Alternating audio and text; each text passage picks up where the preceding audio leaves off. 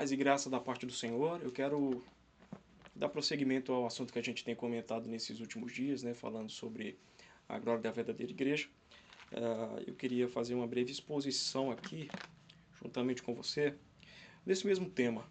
E te convidar, primeiramente, obviamente, a abrir a sua Bíblia comigo no livro de 2 Timóteo, capítulo 2. A gente vai ler alguns textos aqui. Inicialmente, eu queria ler esses dois com você. Primeiro está lá em 2 Timóteo, capítulo 2, versículo 17 ao versículo 19.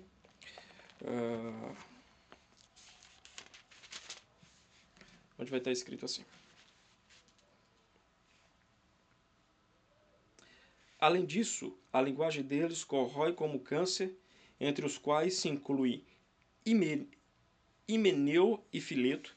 Estes se desviaram da verdade, asseverando que a ressurreição já se realizou e estão pervertendo a fé a alguns. Entretanto, o firme fundamento de Deus permanece, tendo este selo: o Senhor conhece os que lhe pertencem.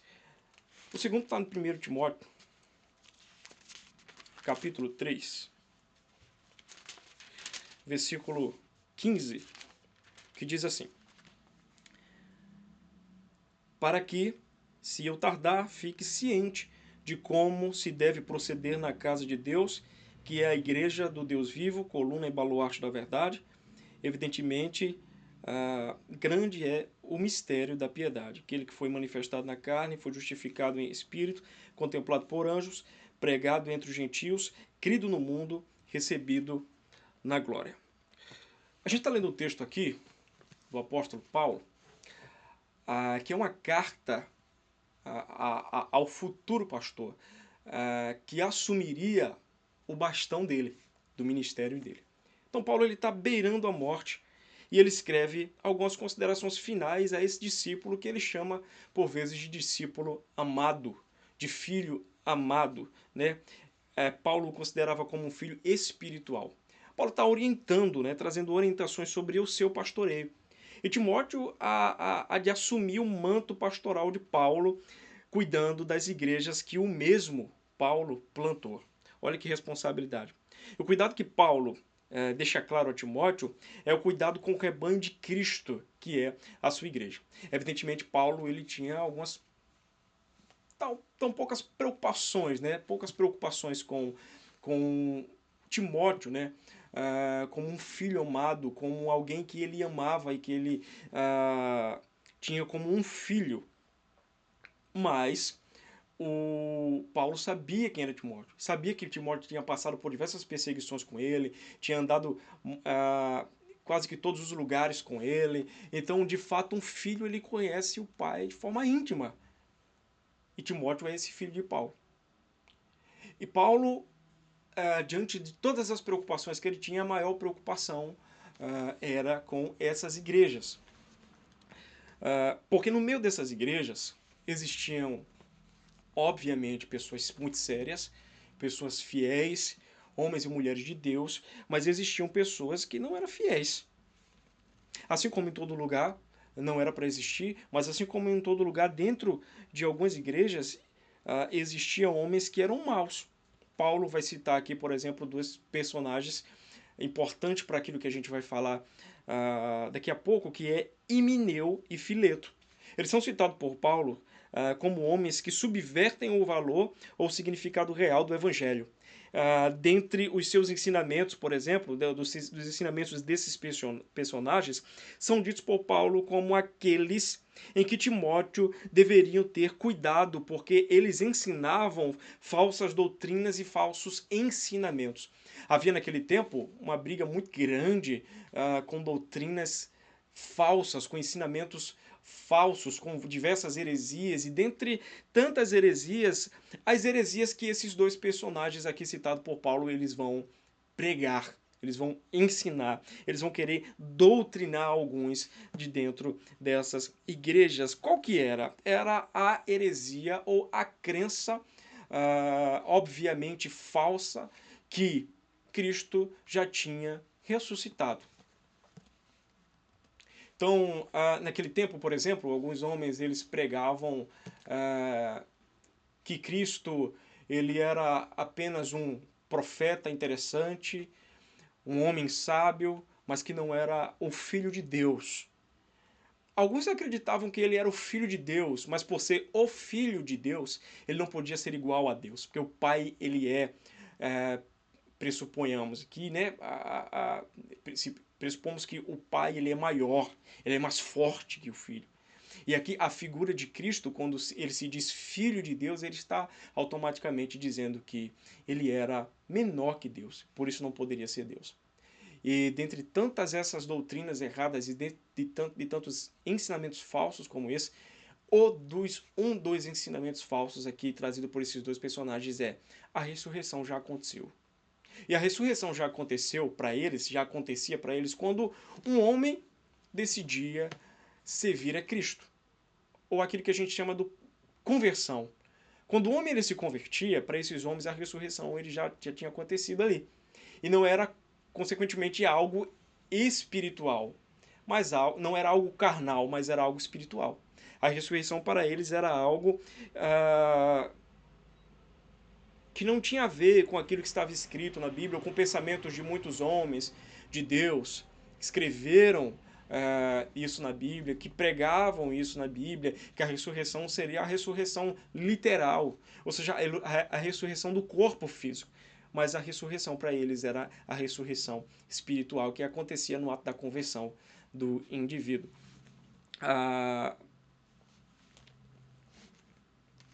E isso, inclusive, será corrigido pelo apóstolo Paulo em 2 Coríntios capítulo 15, versículo 12 ao versículo 14, que Paulo ele vai dizer assim: se a nossa mensagem é que Cristo foi ressuscitado, como é que alguns de vocês dizem que os mortos não ressuscitam, ou não vão ressuscitar?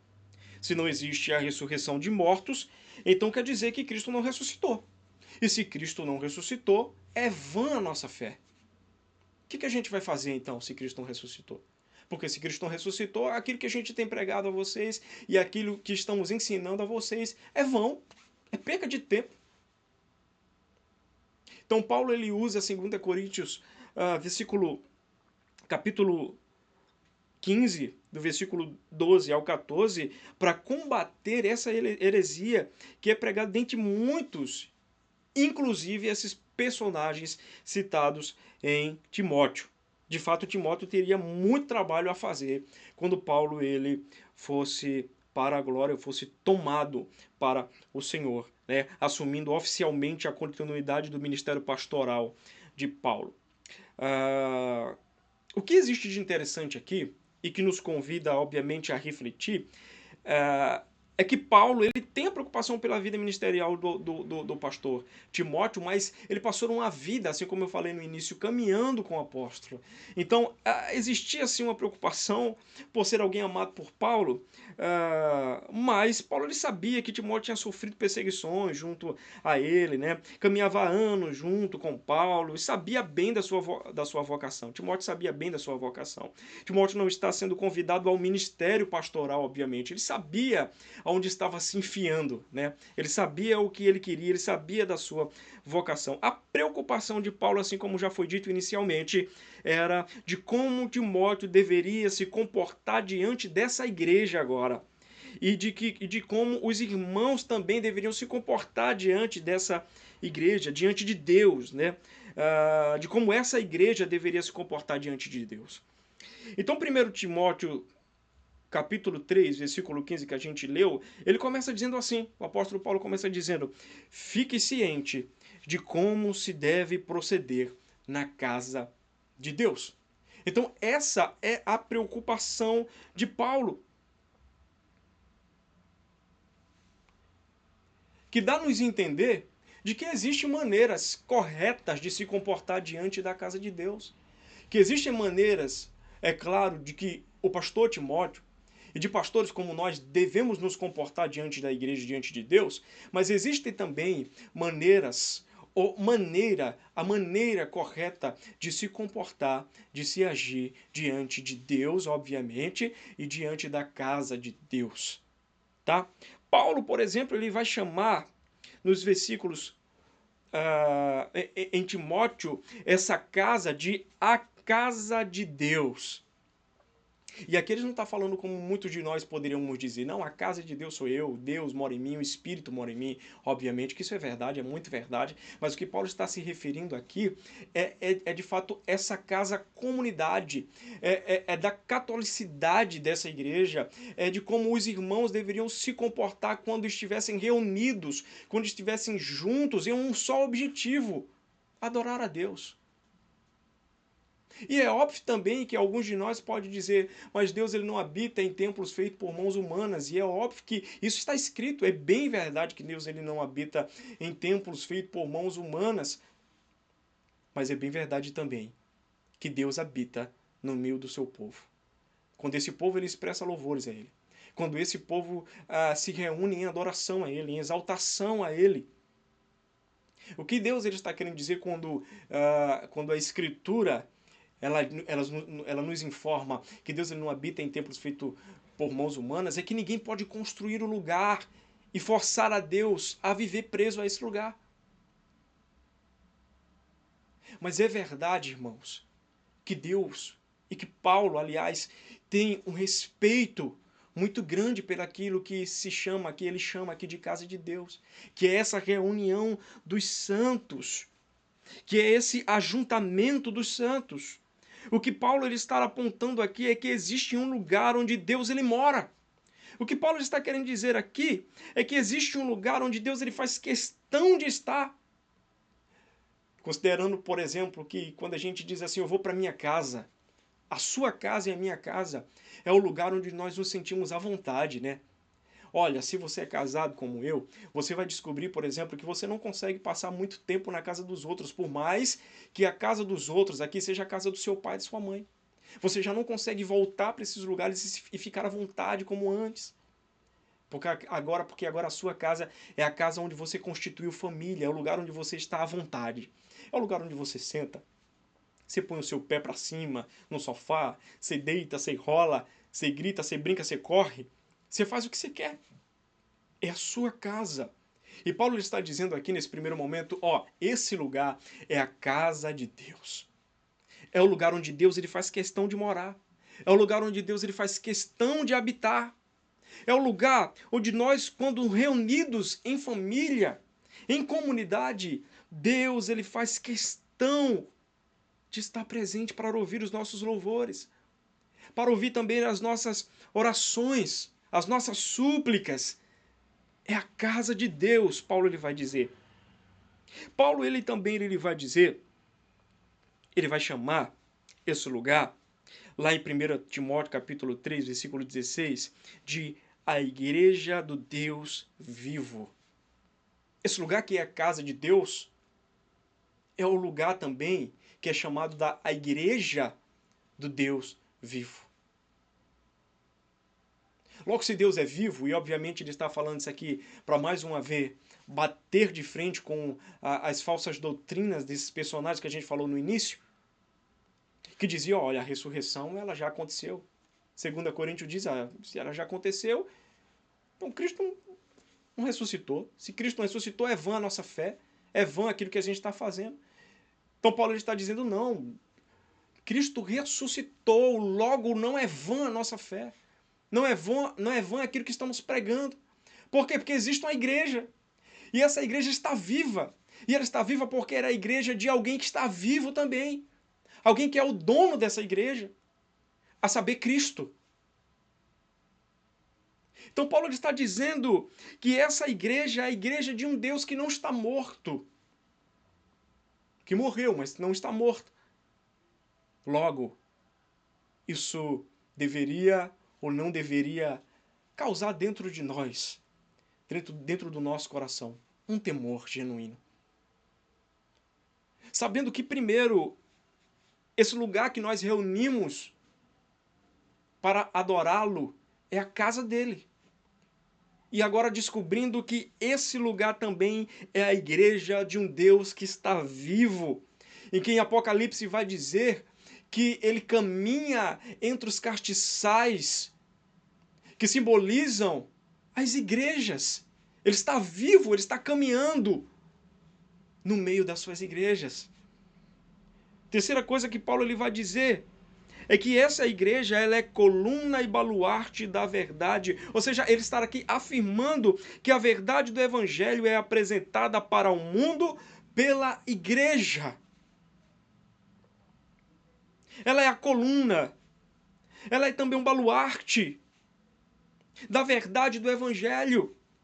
E essa verdade do evangelho ela é dada ao mundo, ela é apresentada ao mundo, não o falso evangelho, mas o verdadeiro evangelho. Ela é dada ao mundo, ela é oferecida ao mundo por meio da igreja.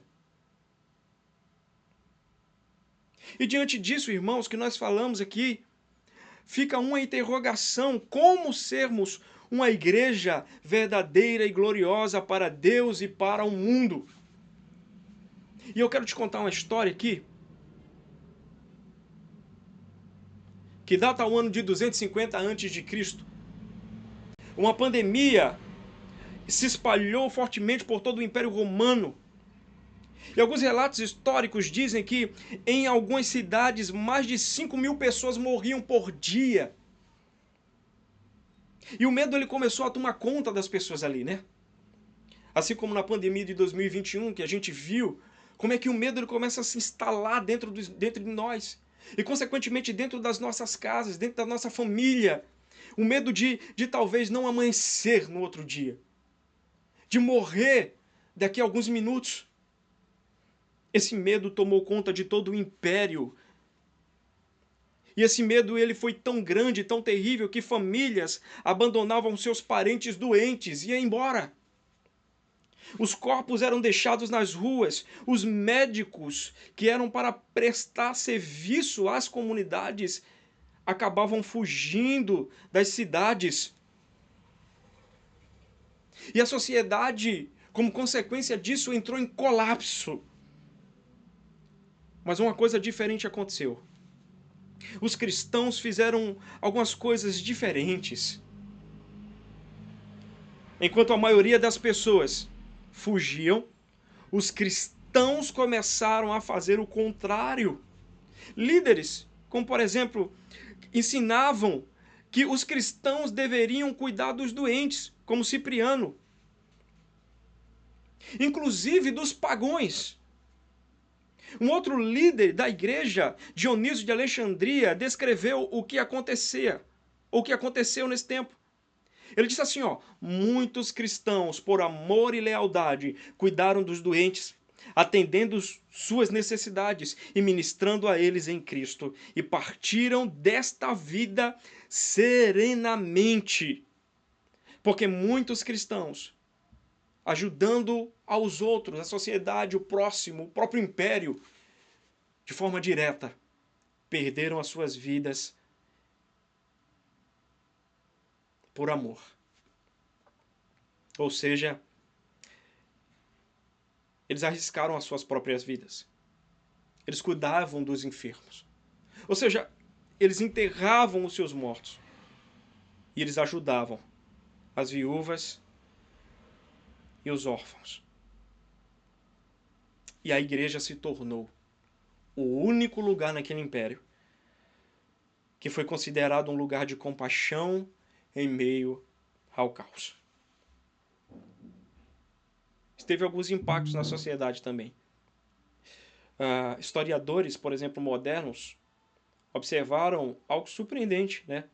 O sociólogo da religião chamado Ronald Stark explica em seu livro chamado The Rise of the Christianity, que significa a ressurreição do cristianismo, que a atitude desses cristãos no tempo teve dois enormes efeitos. O primeiro efeito: muitos doentes sobreviveram porque os cristãos cuidavam deles. Obviamente que pequenos cuidados, porque eles não eram médicos, né? Especialistas nisso. Mas só o fato dessas pessoas, desses doentes, terem recebido pequenos cuidados pelos cristãos, muitos sobreviveram. Segunda coisa, as pessoas começaram a se perguntar: que fé é essa que faz pessoas morrerem cuidando de estranhos? Por quê? Porque muitos, por causa da atitude da igreja, se converteram ao cristianismo. Isso porque a resposta para a pergunta que a gente fez agora há pouco, como ser essa igreja verdadeira e gloriosa para Cristo, está na beleza dessa igreja. E a beleza e também a glória da igreja está em servir 3 grupos, 3 pessoas. A primeira pessoa, isso é óbvio, é Cristo. Porque Cristo é o centro da igreja. Porque Cristo não é apenas o centro da igreja, mas é o cabeça também dessa igreja. 1 Colossenses capítulo 1, versículo 18 está escrito: Ele é a cabeça do corpo, da igreja. Ele é o princípio, primogênito de entre os mortos, para em todas as coisas ter a primazia. Você já ouviu falar em pragmatismo? Ou você já ouviu falar em imediatismo? Imediatismo é muito comum usarmos esse termo na nossa contemporaneidade por sermos essa geração imediatista, ou seja, que gosta de tudo imediatamente. Mas o pragmatismo, ele é quase que a mesma coisa. Mas o pragmatismo, ele traz algo, acho que mais profundo do que o imediatismo, porque o imediatismo, ele espera que as coisas aconteçam de forma imediata.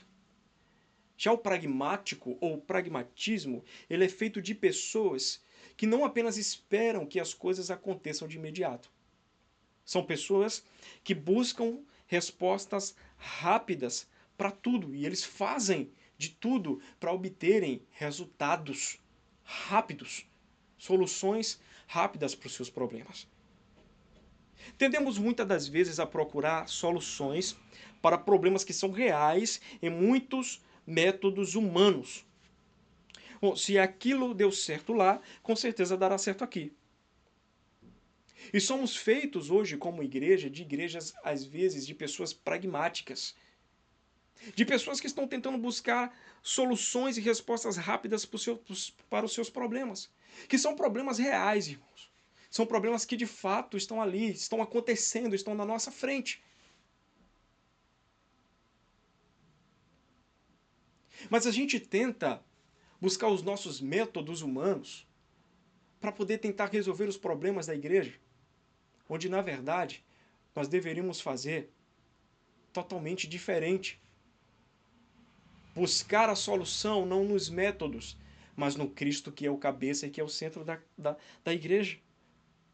Nós não conseguimos orar, não conseguimos ler a Bíblia, não conseguimos engajar, não conseguimos que os nossos departamentos correspondam ao nosso incentivo ou à fidelidade dos membros ao ministério. Esquecemos que Cristo é o dom da igreja, esquecemos de ouvir a Cristo, de gastar nosso tempo com Cristo. Métodos não são erro, o erro está quando os nossos próprios meios ultrapassam a autoridade máxima da igreja, que é Cristo. Então nos perdemos quando começamos a nos comparar. Nos perdemos quando muitas das vezes nós enxergamos, os problemas de dentro da igreja. E nós tentamos buscar os métodos. Será que se eu fazer plaquinhas e recepcionar as pessoas bem, a igreja ela vai começar a encher? Será que se eu fazer muitas programações, trazer pessoas relevantes ao olho humano da contemporaneidade, personagens, figuras do gospel, da música, preletores, Isso vai fazer com que a igreja engaje. Esquecemos muitas das vezes que, embora às vezes esses métodos realmente funcionem, mas se Cristo ele não for o cabeça, se Cristo ele não for o centro, todo o nosso suposto engajamento será em vão. Terá sido em vão. E nós começamos a nos comparar. Quando as coisas de dentro da nossa igreja elas começam a não fluir como a maioria das igrejas. Nós começamos a pensar, a igreja do fulano é bem maior, é bem melhor do que a minha. Nós começamos a olhar para dentro da nossa igreja e pensar. Principalmente como líderes, né? Esse é muito o pensamento de líderes. Às vezes involuntariamente. Porque o meu ministério tem 10 anos e só tem 10 pessoas. E o ministério do irmão tem 1 ano e meio e já comporta mais de 200 pessoas. O nosso coração começa a se encher de dor, de indagações. Será que isso está certo? Será que não existe algum pecado aqui? Será que não existe? Será que eu nasci para ser um pastor? Por outro lado, irmãos, enquanto líderes estão buscando métodos pragmáticos, ou seja, respostas rápidas para solucionar problemas na igreja, membros estão dentro da igreja sem perceber ainda a importância dessa igreja. Membros estão caminhando de domingo a domingo, de culto a culto, indo às igrejas sem entender aquilo que falamos agora há pouco, que essa igreja é a igreja de Deus, é a moradia de Deus, é a igreja de Deus vivo, que essa igreja é coluna e baluarte da verdade. E Benjamin Kitt ele vai trazer algo muito importante para nós, que deveria ser usado muito para nós ainda nos dias de hoje, que é o pacto de Kitt. Kitt ele acredita que a igreja não é uma associação voluntária, ou seja, ela não composta de voluntários. Essa igreja ela não... Você já viu o que o voluntário ele faz? Quando dá para ele fazer, ele faz. Se não der, ele não faz. Se der para ele ir, ele vai. Se ele não tiver afim, ele não vai. Se ele tiver afim de cantar, ele canta. Se não, ele não canta. Se ele quiser orar, ele ora. Mas se ele não quiser, ele não ora. E pessoas que estão assim ainda não entenderam a importância da igreja. Porque Kitt vai dizer que a igreja ela não é uma associação de voluntários ou de voluntariado. De pessoas que quando estiverem a fim de fazer as coisas, elas fazem. Senão, elas não fazem. Kitt vai dizer que essa igreja não é uma igreja onde cada membro faz o que quer, se comporta da maneira que quer e decide por si só como se comportar a essa igreja. Cada membro que decide estar em uma igreja, eu e você, onde Cristo é o Deus vivo e o cabeça dela, deve se aceitar, se pactuar em um pacto de amor uns pelos outros e ao Deus da igreja e à doutrina dela. Então, se nós decidimos servir uma igreja local, nós estamos ou devemos nos pactuar a essa igreja. De maneira que eu sirva essa igreja de forma genuína, de forma intensa. Eu não estou falando aqui, obviamente, de ser irresponsável e, por exemplo, deixar seu lar, sua família, para servir a igreja.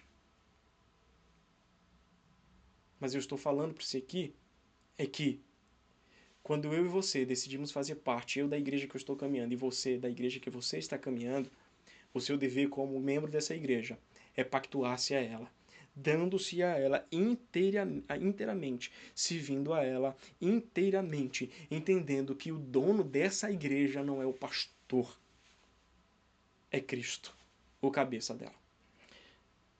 sobre isso, sobre esse pacto, Benjamin Quint ele vai dizer: nós que desejamos andar juntos na obediência ao nosso Senhor Jesus Cristo e à sua palavra, solenemente, na presença de Deus e uns dos outros, no sentido da nossa própria indignidade, nos entregamos ao Senhor em um corpo de igreja local, segundo o padrão do Novo Testamento. E que modelo padrão do Novo Testamento é esse que Kitcher está falando? Eu vou citar rapidamente aqui 7 deles. Primeiro, a membresia da igreja é composta por pessoas convertidas e não convertidas. Está lá em Atos, capítulo 2, versículo 41, que diz: os que aceitaram a palavra e foram batizados. Ou seja, aqueles que aceitaram essa palavra. Você aceitou a palavra? O pastor pregou, você aceitou? Amém. Decidiu servir aquela igreja? Ok. Então esses membros, você e eu, devemos ser para essa igreja como membros convertidos e não convencidos. Logo nós entendemos que um cristão que supostamente ouviu a palavra e aceitou essa palavra, não aceitou, mas supostamente, suponhamos que ele tenha aceitado essa palavra, mas que vive uma vida distante da palavra que ele diz que aceitou, não pode ser considerado um membro para essa igreja. Ele pode ser considerado um visitante, um admirador daquela igreja, um admirador da palavra daquele pastor, mas ele não pode ser considerado um membro dessa igreja. A segunda coisa, o batismo de crente como a porta da entrada da igreja.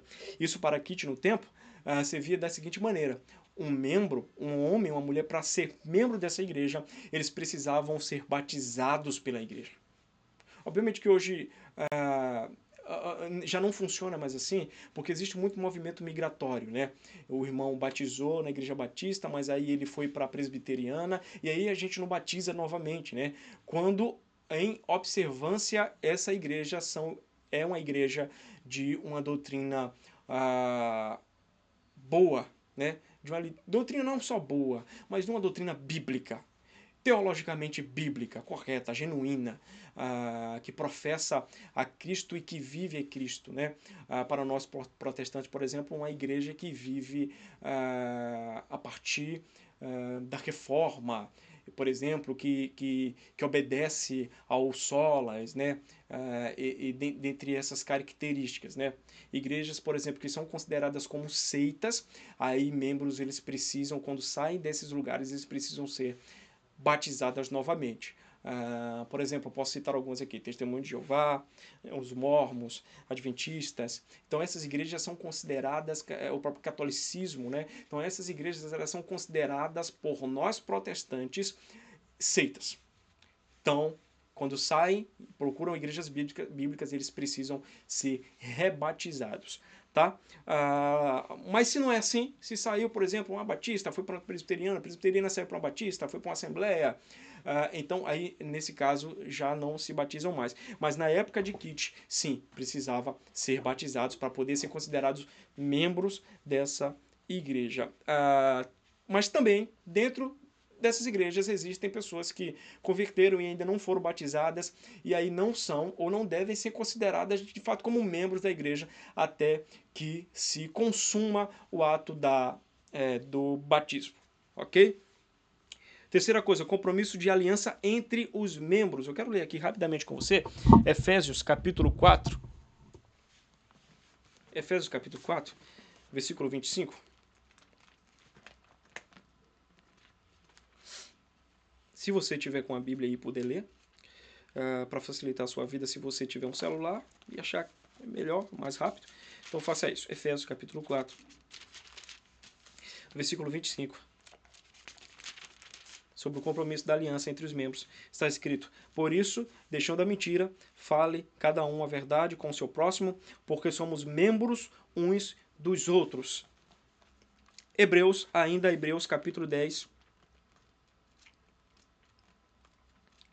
capítulo 10, versículo 24 e 25, diz assim: consideremo-nos também uns aos outros para nos estimularmos ao amor e às boas obras, Não deixemos de congregar-nos, como é costume de alguns. Antes, façamos admoestações, e tanto mais quanto vedes que o dia do Senhor se aproxima. Então, um indivíduo que ele decide ser membro da igreja, mas ele não tem um pacto de aliança com o seu próximo, com o seu, com o seu irmão, ele não pode ser considerado um membro para esse pacto do Benjamin Kitt. Por que não, irmãos?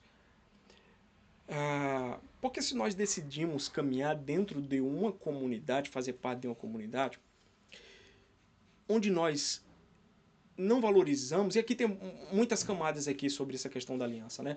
Mas nós não valorizamos o irmão. Se nós temos treta, na linguagem mais contemporânea, treta com outro irmão, se nós nos juntamos em patotas, em grupos específicos, não fazemos questão de nos juntarmos com outros irmãos, escolhemos grupos para si, tudo isso quebra a aliança. Tudo isso racha, né?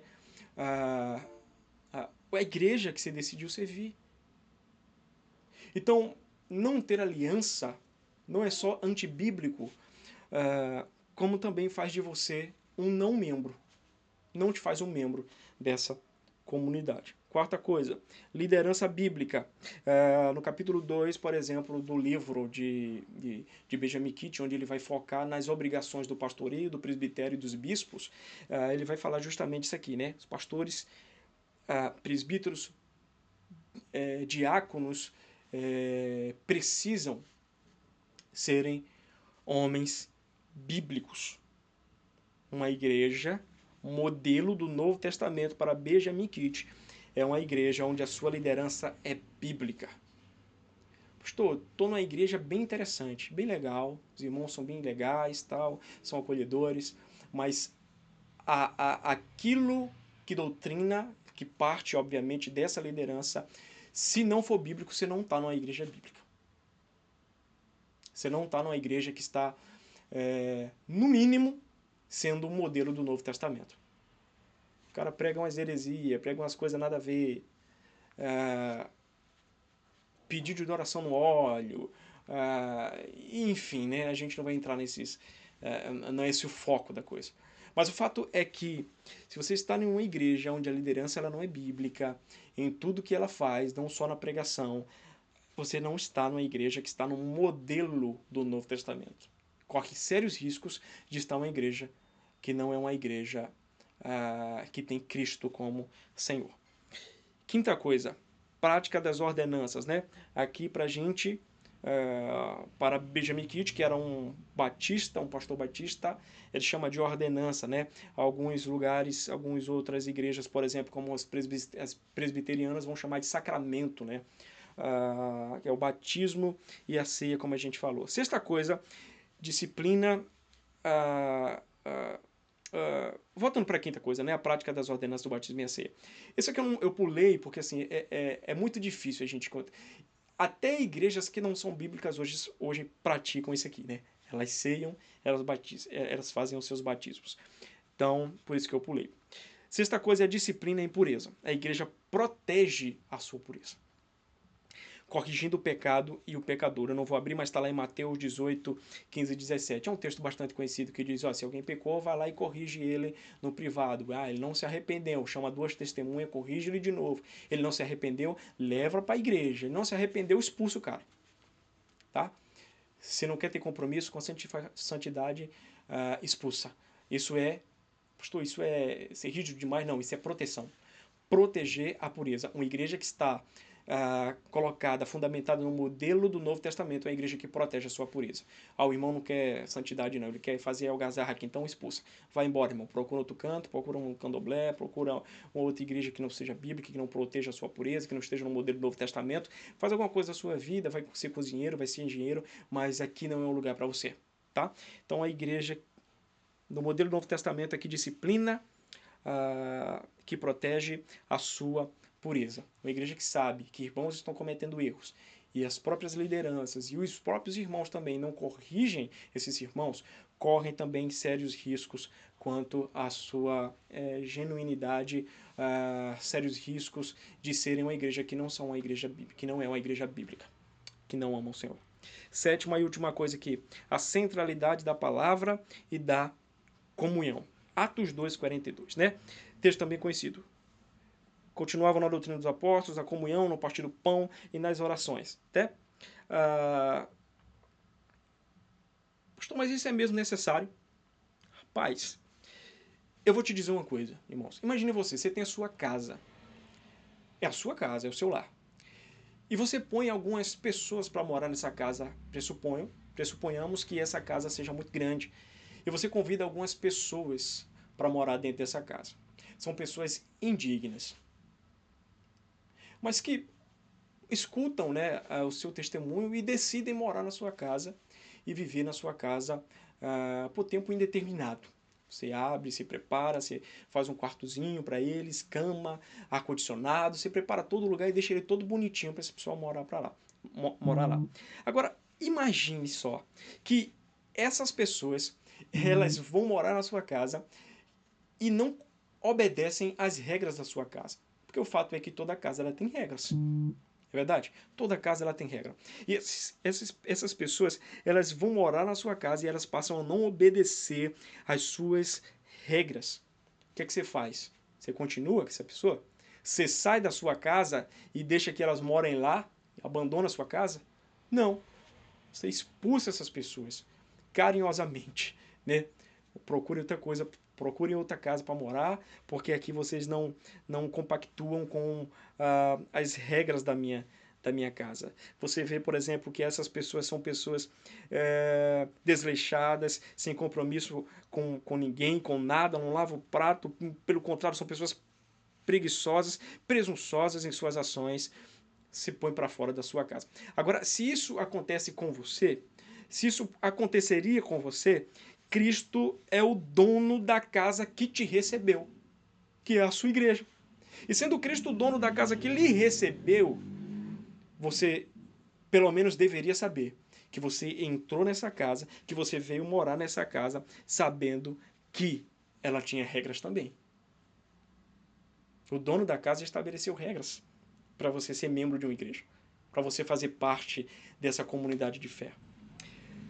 Nos pactuamos, nos aliançamos uns aos outros a Deus para servir com integridade e prontidão aquele que é o cabeça da igreja. Segunda coisa, ou segunda pessoa que nós servimos ao nosso próximo. João 13, 31 ao 35. Eu queria ler também aqui com você. Penso eu ser um texto importante. Eu não queria deixar passar. João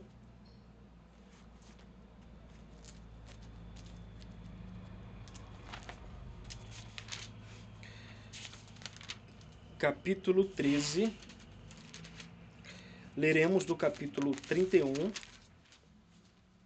até o capítulo 35, que diz assim: Quando ele saiu, disse Jesus: Agora foi glorificado o Filho do Homem, e Deus foi glorificado nele. Se Deus foi glorificado nele, também Deus glorificará nele mesmo, e glorificá-lo-á imediatamente. Filhinhos, ainda por um pouco estou convosco, buscar-me-eis, e o que eu disse aos judeus também agora vos digo a vós outros.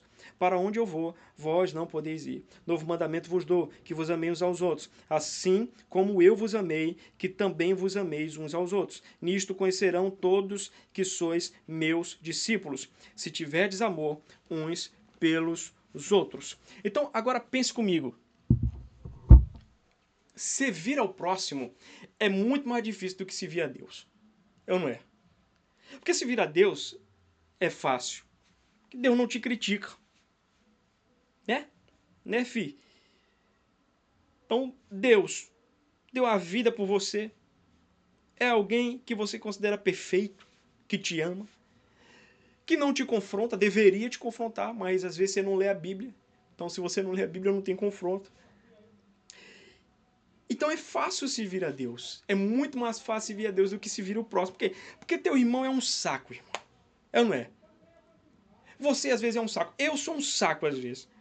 Às vezes somos chatos um pro outro. Dependendo do contexto do lugar, às vezes fedorento, né? Não cheiramos bem. Às vezes seu irmão fala um monte de coisa que você não concorda, você briga. Porque você é arminiano e ele é calvinista, ou você é calvinista e ele é arminiano. Às vezes vocês entram em conflitos porque você acredita no pós-tribulacionismo e ele no pré. Então se vir ao próximo é muito mais difícil do que se vir a Deus. Mas Atos capítulo 2, versículo 42, vai trazer uma narração muito conhecida por nós também. Atos 2 narra a história da descida do Espírito Santo. E a gente gosta muito como igreja, como pastor, às vezes como líder, falar muito desse texto. Quando a gente vai falar de avivamentos, né? O Espírito veio como um vento impetuoso, línguas ali, e pá, e todo mundo ia aquele negócio. A gente começa a imaginar aquela cena, como foi incrível. Paulo se levanta no meio daqueles homens, no meio daquela festa chamada Pentecostes, e ele começa a pregar o evangelho, falar do Cristo que eles mataram, que foi o Cristo prometido, o Messias prometido, mas eles mataram. E ali 3.000 almas se convertem. Glória a Deus, que coisa maravilhosa. A gente gosta de narrar muito bem esse texto, falando desses pontos que não deixam de ser pontos importantes, mas a gente esquece do que vem depois. A partir do versículo 40, 41, 42, onde vai dizer que essas pessoas que se converteram, eles perseveravam na doutrina dos apóstolos, ou seja, naquilo que os apóstolos ensinavam. Eles permaneciam na comunhão. E aqui a palavra comunhão, eu quero parar um pouco nela. Depois ele vai falar no partir do pão, que é as ordenanças, que é os sacramentos, né? Que é o congregar, irmão, é o congregar, é o estar juntos. Isso é importante, isso é ser igreja. E nas orações. Mas voltando para a palavra aqui, comunhão, o significado da palavra comunhão aqui do original, é a palavra koinonia. Já deve ter ouvido essa palavra. E o que significa essa palavra? É a prática de compartilhar recursos materiais com os necessitados. Ou seja, essa igreja, ela que é agora a igreja, né? Esses irmãos, mais de 3 mil irmãos, a gente não sabe quantos continuaram sendo irmãos, mas o fato é que a maioria continuou sendo irmãos. E olha que coisa interessante, o que fez eles continuarem? A mensagem do Espírito Santo. O poder do Espírito Santo potencializou a mensagem de Pedro. Potencializou. O poder do Espírito Santo potencializou a mensagem de Pedro. E mais de 3.000 se converteram. Mas o que fez esses irmãos permanecerem, querendo, desejando, aprendendo com os apóstolos, foi a comunhão. Foi o fato de compartilhar os recursos materiais entre eles, com os que tinham menos. Eu tenho 2 casas, o meu irmão não tem nenhuma, ele vendia uma para poder ofertar na vida daqueles irmãos. E eu estou trazendo aqui um exemplo prático, né? Mas koinonia não é só compartilhar dos materiais aos necessitados. Koinonia também é compartilhar da vida com o irmão. É do estar junto, é do se preocupar, é do servir esses irmãos. Porque o Espírito Santo, na pregação de Pedro, convenceu mais de 3.000 almas, irmãos. Mas o ensino dos apóstolos e a comunhão e a oração e as ordenanças foi o que fez com que eles permanecessem. Então nós oramos por avivamento quando enchemos o nosso coração de expectativa e de esperança com Atos 2, até na vinda e na mensagem de Pedro.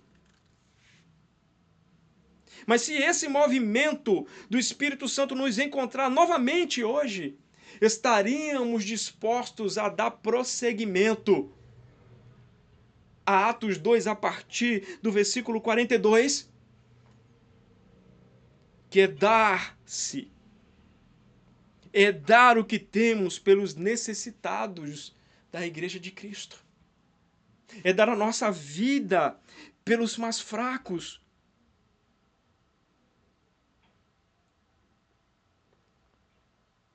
Então você entende porque também é tão mais fácil servir a Deus do que servir ao próximo.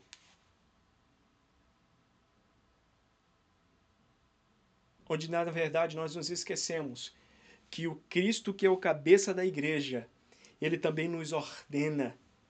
E ele, inclusive, ora por nós, orou por nós, para que pudéssemos ser uns com os outros. Mas a terceira coisa que eu queria falar aqui, que é a terceira pessoa que nós servimos, é ao mundo. E se você pensou assim, você imaginou comigo assim, eu não acho que se vir ao próximo seja difícil. Porque afinal de contas eu já faço muito isso. Eu tenho certeza, convicção, que você deve achar, que você vai achar muito mais difícil servir ao mundo. Mais difícil servir ao mundo do que servir ao próximo, do que servir ao Cristo. Efésios, capítulo 3, versículo 21, vai dizer assim: a ele seja a glória na igreja e em Cristo Jesus, por todas as gerações, para todo sempre. Amém. E por que é mais fácil servir a Cristo para alguns e mais fácil servir ao próximo para alguns, porque afinal de contas você conhece o irmão, né? Você sabe da história dele, que é o que vai te motivar a ofertar, a ajudar. Você sabe que ele sofre. Então às vezes se torna fácil, não se torna difícil. É algo fácil, você já faz isso. É porque o mundo e as pessoas do mundo você não conhece. Então se torna difícil às vezes, porque para você é muito mais fácil ajudar alguém que está dentro da sua igreja, mais próximo, do que alguém que você não conhece a história. Que você só está vendo. Ou que às vezes você julga, não vou ajudar, porque talvez ele vá gastar aquilo em drogas ilícitas. Eu não vou fazer porque ele tem cara disso aqui. E a beleza, a glória da verdadeira igreja que vive e existe para servir a Deus aqui no mundo está em cumprir aquilo que Cristo ele vai dizer para nós em Mateus capítulo 5, versículo 13 ao versículo 16, onde ele vai dizer assim: vocês são o sal para a humanidade, mas se o sal perde o gosto, deixa de ser sal e não serve para mais nada. Ou seja, nós não somos sal para o próximo que está sentado ou congregando conosco. Nós somos o sal para a humanidade. Nós existimos uns para os outros como congregação, mas para, de alguma forma, potencializar a nossa vocação, o nosso chamado, e cumprir a siluide de Cristo e ao mundo. Exercer aquilo que o próprio nome nos chama. Igreja, chamados para fora. Cristo ele vai dizer que se o sal ele não serve, ele só serve para ser jogado fora e pisado pelas pessoas que passam. Ele vai dizer também: vocês são a luz para o mundo. Não se pode esconder uma cidade construída sobre um monte. Ninguém acende uma lamparina para colocá-la debaixo de um cesto. Pelo contrário, ela é colocada no lugar próprio para que ilumine todos os que estão na casa. Assim também, a luz de vocês deve brilhar, para que os outros vejam as coisas boas que vocês fazem e louvem o Pai de vocês que está no céu. Essa é a nossa função como igreja. Agora, observe, você lembra da história que eu contei, que data-se lá em 250 a.C., o que aquela igreja ela fez pelo mundo, que não merecia, e que muitos deles não conheciam a história, e que resultou na morte de muitos cristãos por ajudarem, deram as suas vidas literalmente para salvar alguns, ou na tentativa de salvar alguns. Você lembra dessa história? Você sabe qual é o resultado que deu depois da prática desses cristãos no serviço ao próximo, mas ao serviço também ao mundo? Após essas epidemias, primeira coisa, o cristianismo cresceu enormemente, como ainda não tinha crescido. Segunda coisa, a igreja passou a ser vista como um refúgio para a sociedade. A sociedade cansada, a sociedade que está, sabe, com fome, com sede.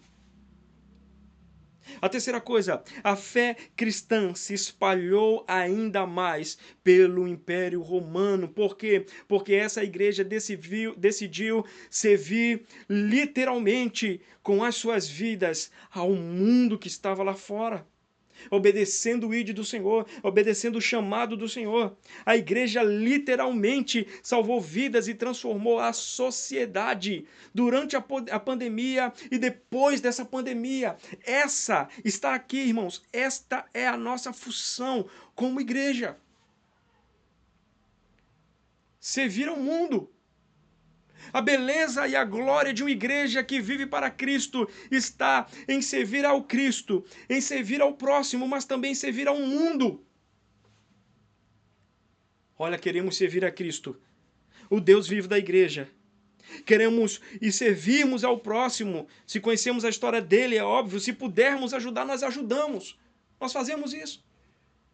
Mas esquecemos que é para o mundo que Cristo nos chamou. Sim, para a salvação dos perdidos. Então você pode olhar, por exemplo, para o bairro que você vive, para o bairro onde a sua igreja está hospedada hoje, está agregada hoje, e você pode se perguntar o que esta igreja pode fazer por ele, pode fazer por esse bairro. Nós não sentimos mais a dor pelos perdidos, não sentimos mais o desejo de comunicar o evangelho de Cristo aos perdidos. Estamos fazendo o contrário do que Cristo falou em Mateus. Estamos acendendo as nossas luzes no domingo, mas estamos nos escondendo debaixo dos nossos cômodos a luz, guardando para nós, estocando para nós a palavra e aquilo que temos recebido em comunidade, pelo líder que está pregando, pelo pastor que está pregando, ou de fato nas rodas e nas mesas que sentamos no domingo. Não sentimos mais a fome dos que têm fome, não sentimos mais a sede daqueles que têm sede. E a pergunta que fica é: então por que estamos aqui? Por que você é membro de uma igreja local? O que você está fazendo dentro de uma igreja? Por que você tem ido incansavelmente de domingo a domingo e sentado no banco de uma igreja, ouvindo talvez as mesmas palavras, se entupindo, se estufando da mesma mensagem? A pergunta é: se você não serve a Cristo, se você não serve ao próximo e muito menos ao mundo, por que você decidiu estar dentro da igreja? Por que você não procurou uma outra coisa melhor para você a se fazer do que decidir ser um membro da igreja? Se você não pactua com essa igreja, com esses irmãos, se você não dar-se a essa igreja por completo, não deseja servir a essa igreja, por quê? Você é crente.